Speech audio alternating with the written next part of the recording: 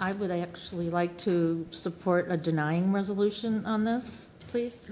Oh, I'm sorry. Offering. Offer support, yes, please, thank you. Offer support on a denying. Yes. Okay. She's moving. Moving to Moving to deny. deny, you need support. You need Oh, support. okay. Oh, support. There you go. Okay. So we have a denying motion from McDonnell and supported by Brockway. Anything from council? Madam Chair, Ms. Ptashnik? through the chair to the clerk, I just have a couple questions if I Sure. could. I know there's been a lot of talk about all of this, and, we need to get this done, obviously, for, it's state law, we have to have early voting, et cetera. Has there been any consideration of approving maybe for the primary and then holding for the general so that we could, have some time before we have to decide for November? Under election law, every time you change a polling location, such as early voting, you have to notify all of your registered voters. So every time we change the location, it costs us at least $8,000 to notify our residents. In addition to that, it's also confusing, because if every time we move it, then they feel like we're taking it away from this site and moving it to that site. So there's an expense, and there's also a time factor involved. Okay, thank you. I know a couple of residents had reached out and asked me about that, and so I wanted to clarify that with you. Thank you, Madam Chair. Councilwoman Budzinsky? Also through the chair to the clerk, the clerk's office has a deadline to get an assigned location by April. Was that the understanding from our last meeting? Correct me if I'm wrong. That is correct. Under election law, by April 6th, we have to have our voting plan in place into the county. For all of these reasons, as I stated last time, I understand the concerns about accessibility to enter City Hall from the ramp. And all of us and the clerk's office have all been advocating for a temporary measure to be put in place that would, and when I say temporary, look, is it for the election dates? Is it for a couple of years while we come up with a bigger plan? I mean, honestly, we all here want this issue to be addressed. We hear you. And that is what we're advocating for. And that is what I would like to challenge this council to make sure that we have in place for our August election. Individuals at their homes, if they, there are temporary ramp options. There are ways that we could look at making the grips along the ramp that currently exist more user-friendly.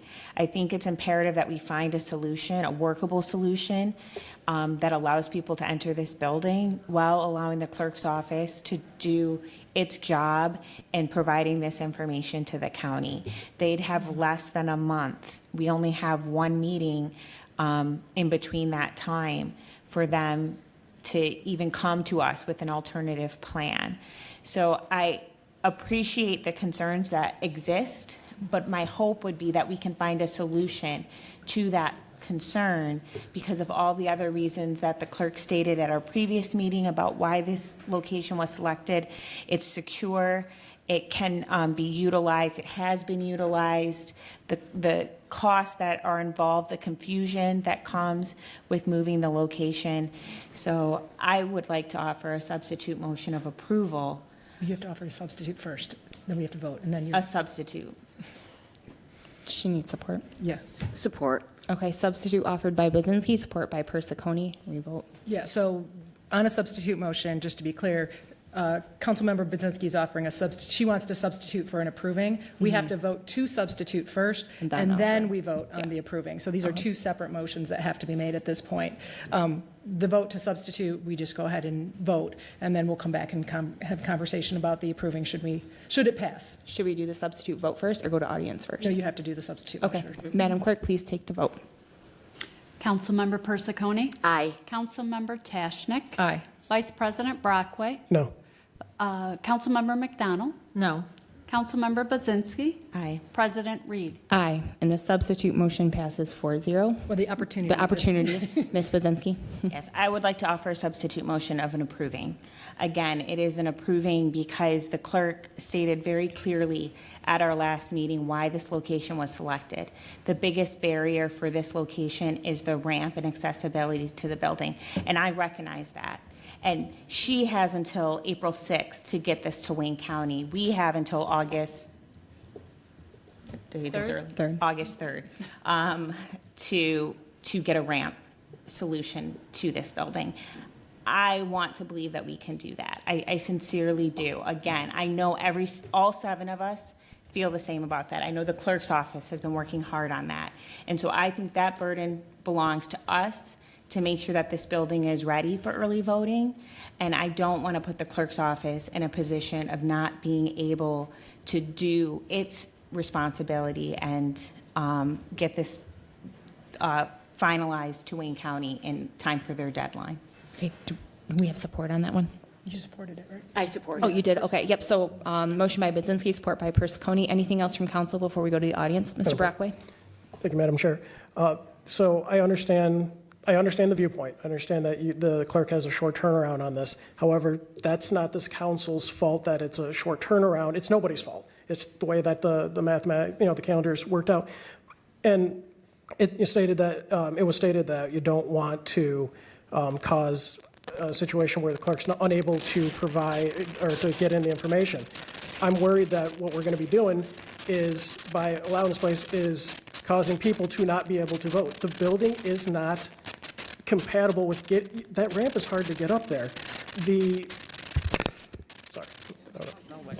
Okay, the ramp is too steep. There was an ADA observation, but there weren't measurements taken. That's not an official audit. That's an observation that was done by the Detroit Voting League. And there's all these things. The clerk has placed a letter to the administrations citing their concern with the building's accessibility. There are multiple examples of people having trouble going up that ramp. The restrooms, I believe, aren't ADA acceptable. This building is not a good spot. And while you say, well, where else do we have to go? That's not for us to find the spot. That's for the administration and the clerk to find a spot. This is not a good location. And it was put out there that we have to use a public located location. However, Chapter 15 of the Election Officials Guidebook, that is true. We have to use publicly owned, operated, controlled facilities. But if, there is an if, the polling location cannot be located in which early voting takes place, another location can be used as long as it's not owned or leased by an elected official or a candidate. By saying, okay, I'm okay with this, you're saying that you're okay with people not being able to easily vote. And remember, drive-up voting and being handed a ballot, that's an absentee ballot. If you're not putting that ballot into the machine there, you're not exercising your early voting rights. This was an issue in August of 2025, and before that. And this isn't the clerk's doing. This isn't the clerk's office doing. This building has had issues for years, but if you just keep kicking out, oh, we're gonna get this fixed, or hopefully, where's the hope when there's been no improvements in the almost year? Since several months since the last election. Has my question through the chair to the clerk, you sent a letter to the administration citing your concerns with the accessibility here. I asked, what did the administration respond? That's my first question. So first of all, my letter was not my concerns about the building. Last year during early voting, I had absolutely no resident express a concern to me about using this building. Not one concern during early voting last year. What I did receive is after the study meeting, residents did reach out to me and members of my staff. So it is a staff as far as receiving concerns from our residents. And the measurements were taken by our engineering department. Dave Lear is here to confirm that. And it does meet the minimum requirements. It does fall within the legal requirements of meeting the ADA's expectations. So it has been measured. It's been confirmed by our building and inspection department that it does meet the legal criteria as far as ADA. Now, under the ADA, you can temporarily change or modify a polling location. And that was my reason for sending the letter to the administration, to see if there's some type of temporary and or permanent fix to make it easier. So the goal is access for everyone. Thank you very much. I amend that it was not your letter, it was a letter of concerns from residents. Thank you for the clarification. But the observation that was cited in our packet from August, that wasn't our engineering department, that was a observation by another group, correct? That was an audit by Detroit Disability Power Organization. But they didn't do actual measurements. They did not, but okay. our engineering department did. Okay. Finally, I'll just state, we have individuals, okay, there was no record of anybody expressing that, but I've seen it. I've seen the old folks trying to go up the ramp. It's a difficult trek, even for someone that has no mobility issues. So we keep kicking this down the road. It's not enough to hope that we're going to fix this. Where was this fixed years ago? That's all I have. Councilwoman McDonnell and then Budzinsky. All right, thank you. For me, my biggest concern is that we are violating people's civil rights. And I think that it just continues, and we need to address this in totality. We just keep ignoring it. And, I hope that this council and the administration will take this seriously and to ensure that everyone has access to this building regardless of what it is. And that's my concern with this whole process. Thank you. Thank you. Councilwoman Budzinsky. I want to say just two follow-up things. One, again, the type of temporary measures that could be explored, many of us here on this council have offered some suggestions that we can look to achieve. Accessibility, I'm not going to say that I'm an ADA expert. I'm going to say that, I'm going to listen to our clerk who has done a lot of training, and this is her field of expertise, who says that this building meets the required standard to do so. I'm also going to listen to her expertise when she talked about the security concerns that she has about off-site locations and special concerns for this upcoming election that she outlined in our previous meeting, and especially in using a private facility that can't be well vetted within the time frame that we're looking at this point. I think that we need to, again, do what is necessary to make sure that this building is accessible by August, but also recognize that there are additional concerns that affect all voters. Voter safety is a concern. It is a concern that affects every single voter in this community, and I don't think that should be easily dismissed. Thank you. Anything else from council? Councilwoman Pensiconi. Thank you. And I do want to say that we need to be really careful with our words when we're talking about this. In relying on the professionals, specifically the engineering department, and on those that conduct audits, it's confirmed that it's ADA compliant. Now, this is an old building. It still is ADA compliant in today's standards, but if we were to build a new building tomorrow, I'm sure that it would not look like that. And the new ADA compliance and the new developments and designs that have come out would look markedly different than this building. But the reality remains, it's ADA compliant. Can we make modifications? I don't think, as you've now heard, I think from every council member, that every council member wants to work to try to make it easier to access for those that have disabilities when they come to vote here at City Hall. And I think you've heard from all of us that we're all committed to doing that. So that is why I am personally taking the position that I'm taking. You can't just say something is not ADA compliant and not have data to back it up. The data that we've been given from the experts supports that it's ADA compliant, and that's what I believe others are relying on in making this choice. Thank you. Councilwoman Ptashnik. Thank you, Madam Chair. And yes, we all agree, this building is not ideal. We know that. We know that it is not the preferred way we want it to be. It's just the fact. And I certainly don't want to do anything that anyone would feel suppressed in their ability to vote.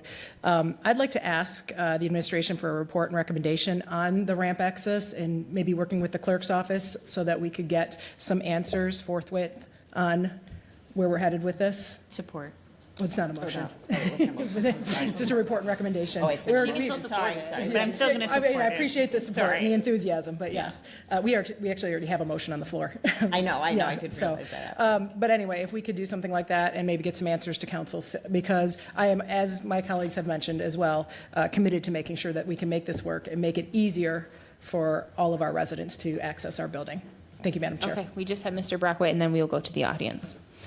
Thank you, Madam Chair. Okay, so if we're to possibly use the location at City Hall, is there any chance that we could use the annex entrance that has as a ramp as well? It's lower to the ground. Then it would remove some of that requirement to go up that ramp. Is that something that could be reviewed, that could be looked at to see, as a means, it's a little bit of cooperation here? Are you asking the clerk? Through the chair to the clerk. I'm sorry, are you just asking for access to the building from that entrance? Is that your question? Question, could we use that? Could we find a way, because I believe there's some offices back there, right? Engineering and then Save Our Youth or something like that? Save Our Youth and our election equipment is stored down there. Okay, is there any way to In the annex. secure that so that individuals could go through that? We can make that the primary entrance, go out, and it would eliminate the ramp need, and I believe the ramp that's coming through there is maybe of a better grade. I'm getting Mr. Fisher saying no, it's not. Yeah, so to clarify, we did look at this last year as well. The ramp from the annex to the main building is actually steeper than the external ramp, and it is not ADA compliant. So as noted, the ramp outside actually meets the slope requirements for the ADA. Those ramps do not. The annex itself is also too small to host the array of voting equipment that we would need to put in there. So we have considered that requirement. The last thing is the door to the annex, which is ground level, is also the furthest door away from any accessible parking in the building. So we have considered that option, and unfortunately, for the reasons I just laid out, it doesn't work. Thank you for the clarification, appreciate it. Okay, now we'll go to the audience. We'll start over here. Name and address, please. You have 2 minutes. Frank McDermott, Rayburn Street, Livonia, Michigan. Before my time starts, I'd like to say that a lot of my thunder here has been stolen by Mr. Brockway.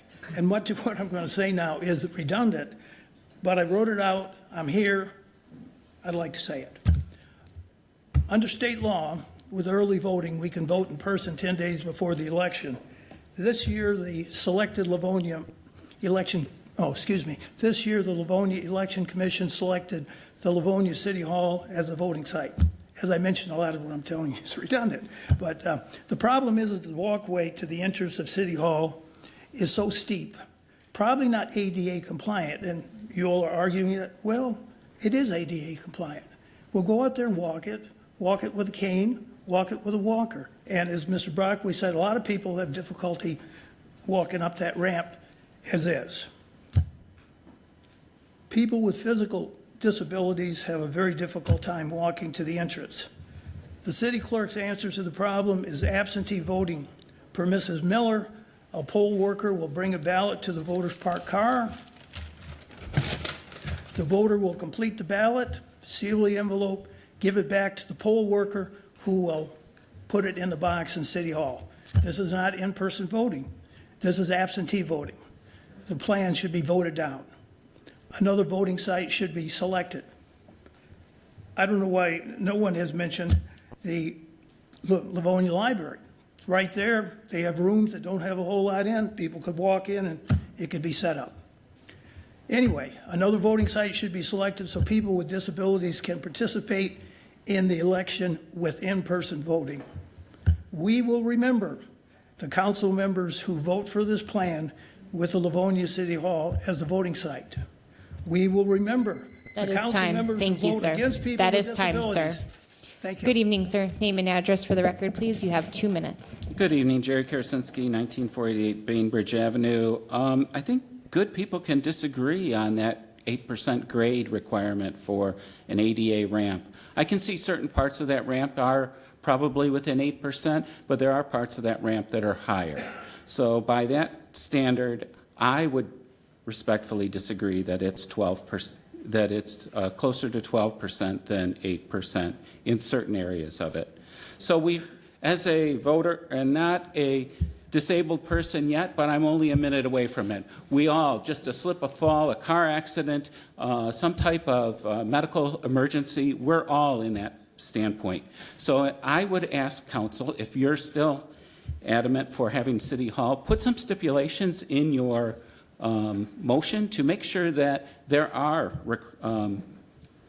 protections so that people that have disabilities can physically vote in person, whether that's bringing the terminal out and having it protected by a tent or something, or finding a way to get the disabled into the building with assistance. Thank you very much. Thank you. Good evening. Name and address for the record, please. You have 2 minutes. Good evening. My name is Paula Bowman. I actually live in Plymouth, but I am here tonight representing the League of Women Voters of Northwest Wayne County.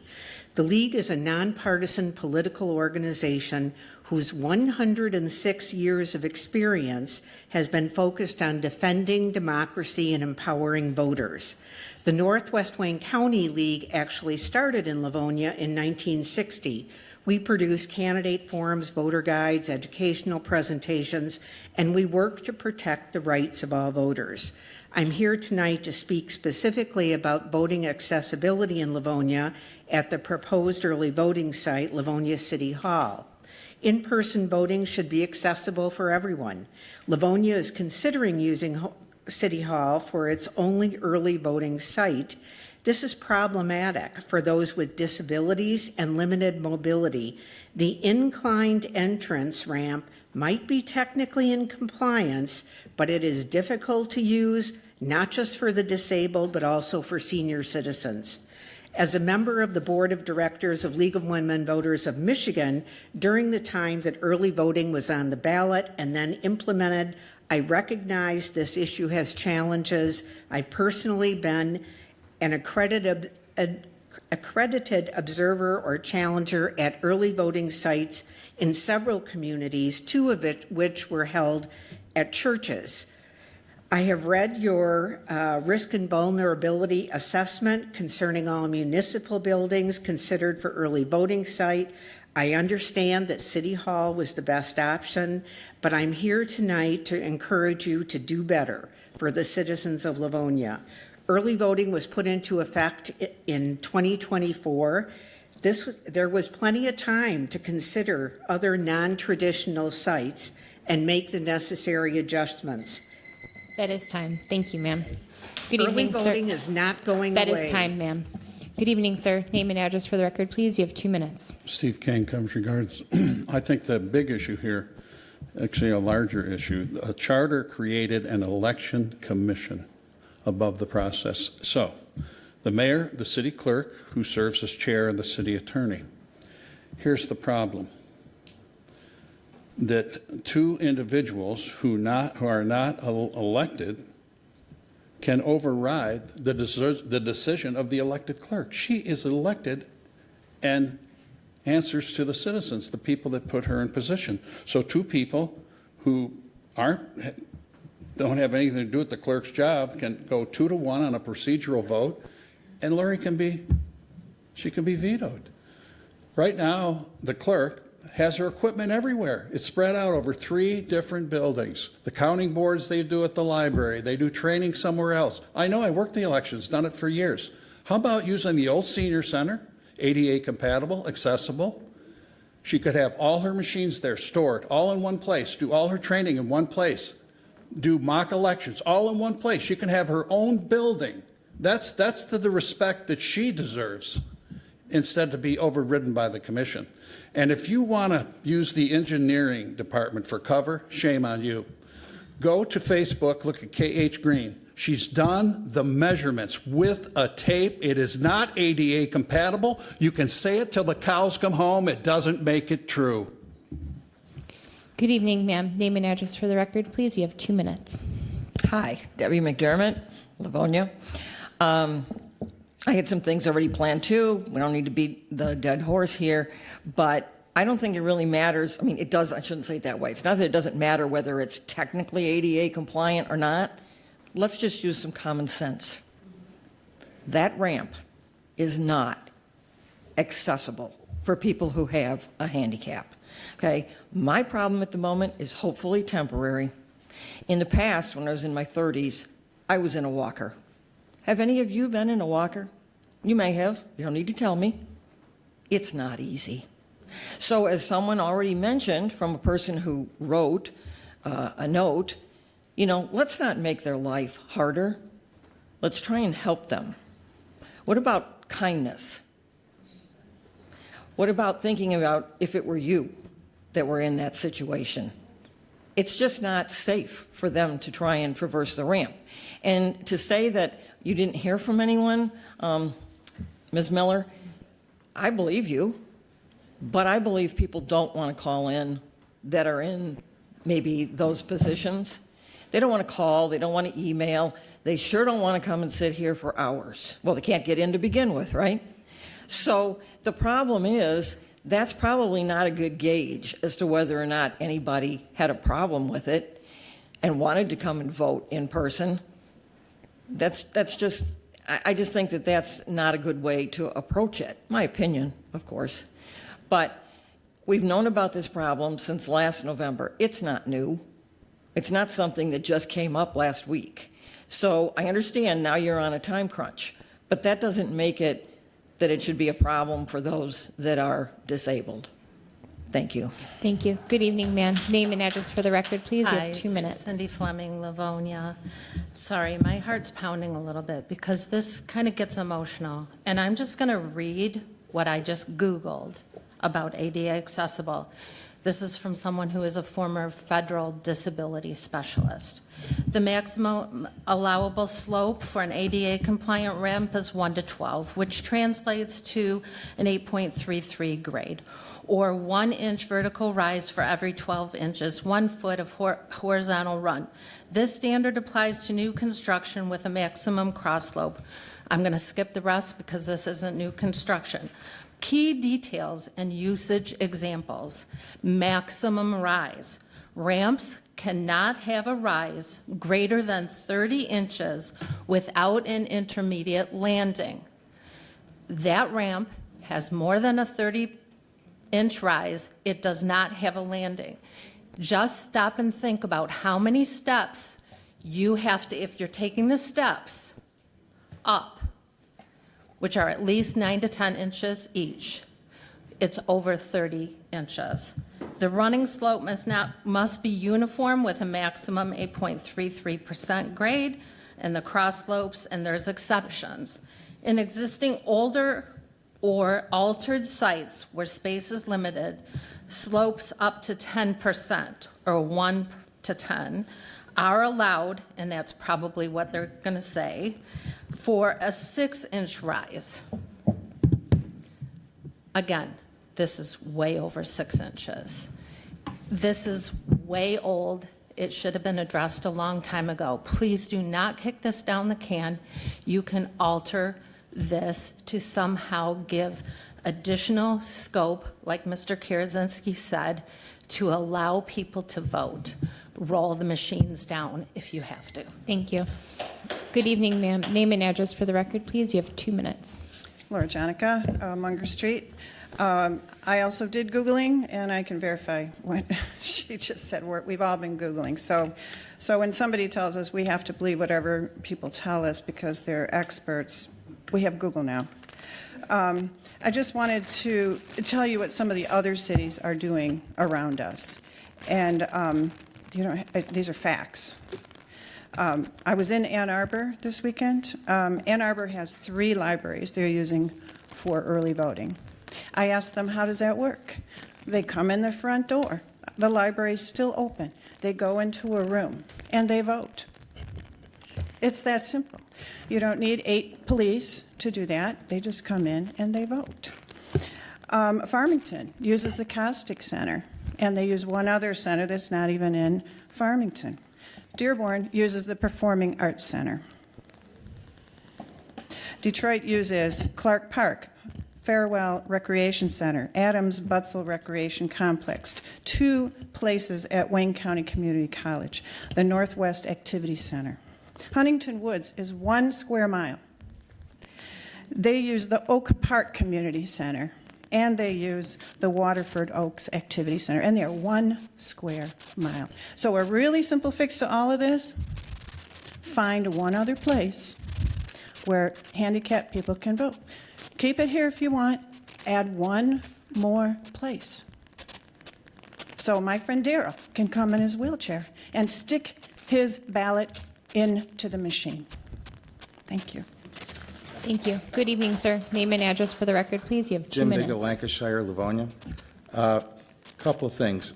I'm hearing we got to trust you guys to get something done before July, because if construction has to happen in time for the August 3rd primary. The last council, which some of you were on, asked us to trust you to do things. It didn't happen because you had to wait for the administration to propose it so it could happen. I don't trust it's going to happen. I've been through this for a year now, over a year.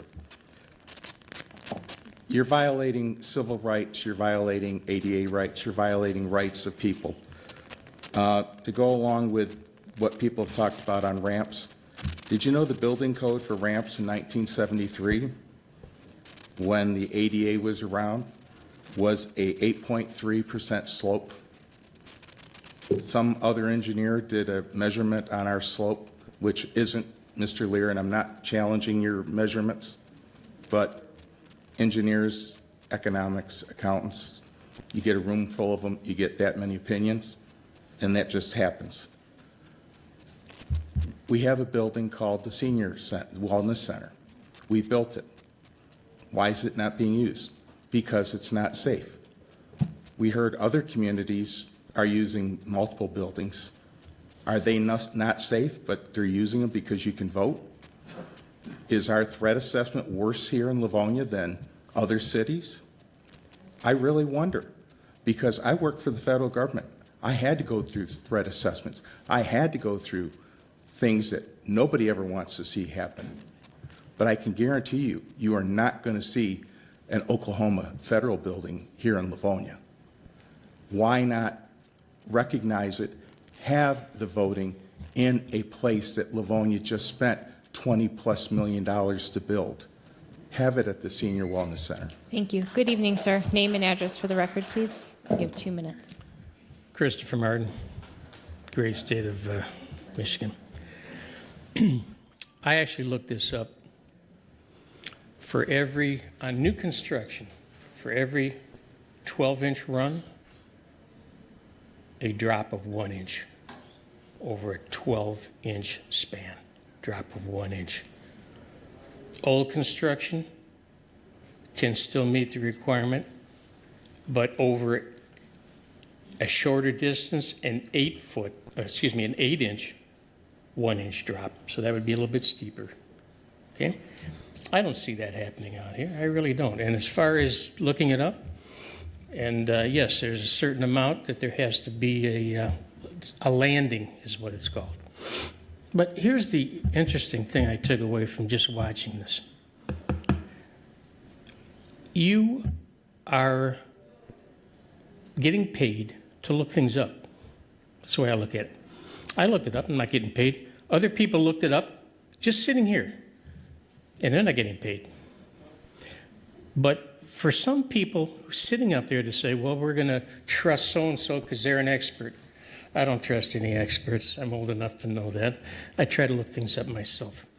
Also, people need to know this, that this has been going on for years. There's been discussions on the library, on this building.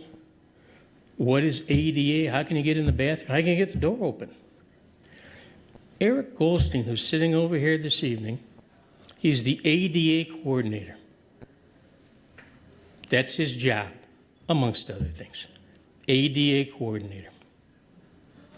I'll be honest with you, I'm going to be just, he's a complete, Eric, in my opinion. That's time, sir. Thank you. Complete and utter failure. Excuse me, that is time and very inappropriate. Good evening, ma'am. Name and address for the record, please. You have 2 minutes. For the record, I like to be called Miss. Deb Christensen, Livonia resident. That was supposed to be funny. Anyway, on to more important matters. My question is, and you may not be able to answer this directly, a couple of you, only a couple, the third person is not here, who have been on city council, if you've known that this has been an issue, why hasn't it been addressed? Why hasn't it been addressed? I think we all deserve that answer. Thank you. Okay, anything else from the audience? Madam Clerk, please take the vote. Wait, sorry. Sure, go ahead. Sorry. I just threw the chair. Your mic. Sorry, thank you. I had it up so I wouldn't get that. Through the chair to the clerk. There's been some discussion about putting an outdoor machine. Is that even a feasibility? For safety reasons and security reasons, I would say absolutely not. Okay. But it's under camera. I mean, we could unplug it and roll it to a car if we had probably a reserve officer or someone with us. Yes, we could make that accommodation. So that could be, if for some reason we cannot get this accessible adjustment in time, that could be our plan B. That could absolutely, we could put that into work, yes. Would the maker of the motion be amenable to some adjustments? Yes. I would support that. So I would like to offer that we are going to make every best faith offer to improve the ramp situation. And if that cannot be done in a timely manner or in an acceptable manner, that we will have the outdoor machine option, should we need to go that route. Well, we're not leaving it, just for No, not clarity, leaving it we're out not there. leaving it outside. You would take, but you would be able to take it out. We could unplug it and roll it down that ramp, For the yes. people that would request. It'd be two people of two different parties, as well as a police escort for security. Absolutely. But we could make it happen if we had to. Absolutely. Okay, that's what I'm asking. But that's up to the maker of the motion. Ms. Budzinsky? Yes, I'm amenable to that. Through the chair to the city attorney, could we provide a deadline for the administration to offer us a plan for a temporary ramp or a ramp improvements proposal?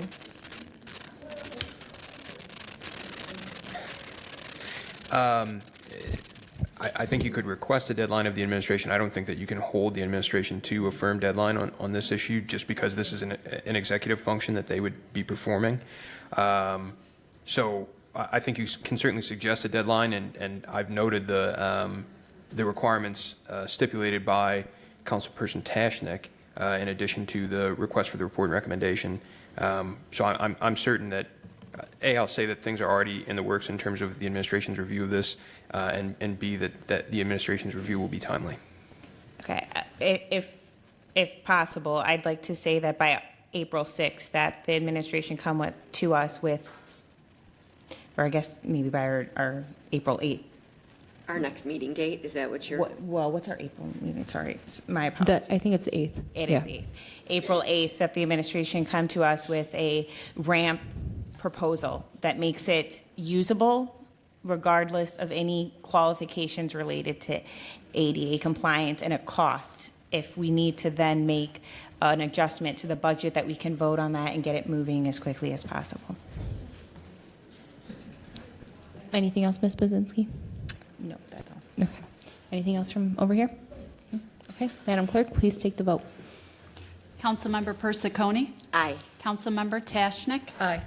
Vice President Brockway? No.